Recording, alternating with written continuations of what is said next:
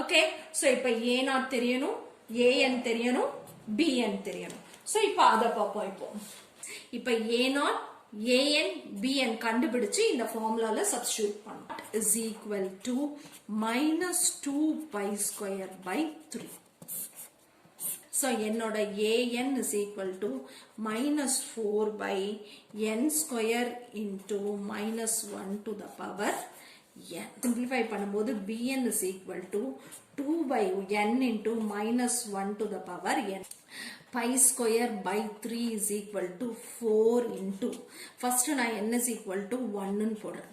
அப்ப n is equal to 1 னா 1 plus 1 2. அப்ப இங்க வந்து plus வந்துரும். So 1 by 1.